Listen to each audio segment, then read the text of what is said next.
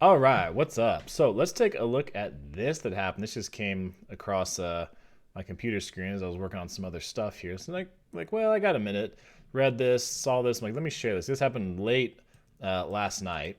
Um, so El Salvador becomes first country to adopt Bitcoin as legal tender after passing law. This is big. I mean, like they're the first. They beat everybody. They beat all the other countries in the Americas to it, the European countries, any Asian countries. I mean, man. So they're the first one to adopt Bitcoin as legal tender. They voted by a supermajority. You're going to see here. So they voted by a supermajority, so it was like not even close. Although they are going to have one hurdle that they're going to have to overcome. You see a little bit later here in the article, and it shows this woman here using the Bitcoin ATM, and then it's a pretty short article just saying that El Salvador has become the first country to adopt Bitcoin as legal tender. It passed 62, or out of 84 representatives, 62 of them voted in favor of it. So, I mean, this was, like I said, not even close. We're looking at what, about, 75%.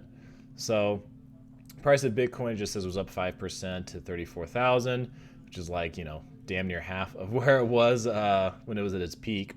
So, this is from the president, Nayib Bukele, talking about it and how it passed. And it says, here we go. The purpose of this law is to regulate Bitcoin as unrestricted legal tender with liberating power unlimited in any transaction and to any title that public or private, natural or legal persons require carrying out the law reads. Prices can now be shown in Bitcoin. Tax contributions can be paid with a digital currency, and exchanges in Bitcoin will not be subject to capital gains tax. That part is pretty interesting, the way especially when you come to some of this, the way they're going to be taxing and stuff like that, and just how they're going to handle it when it comes to transactions.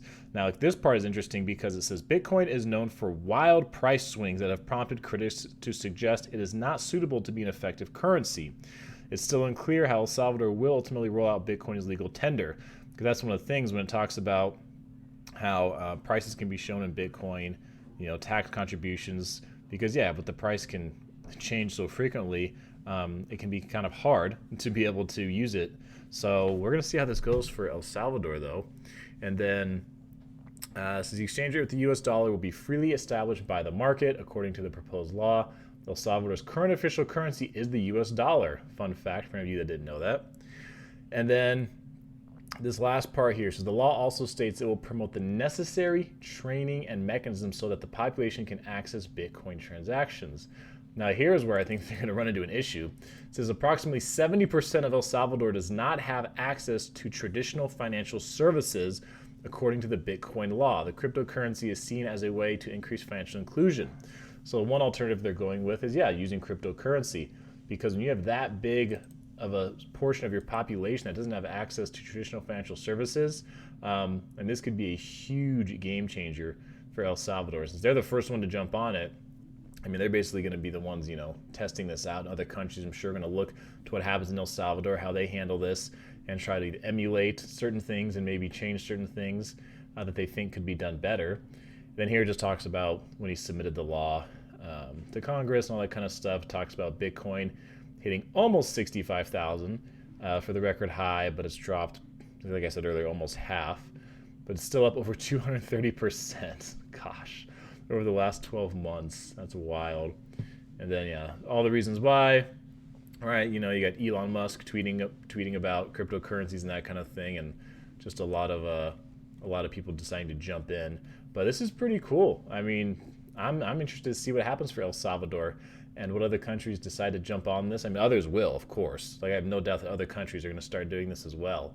But it's an interesting time to see how this is going to go in the future. So if you have an opinion on how you think this will go, I mean, could you see the U.S. or other major countries, other, really influential countries in the future doing the same kind of thing? I mean, then again, how would they implement it? I mean, how would they use it on a day-to-day basis? Because it can swing. And and even then, a lot of people still don't quite understand Bitcoin. So, and understand cryptocurrency. So, a lot going on here with this article. This is a short one, sweet one. I'm wanting to share this with you guys and hear what you guys have to say about it. I appreciate you being so awesome. Take care of yourselves, and I will see you again soon.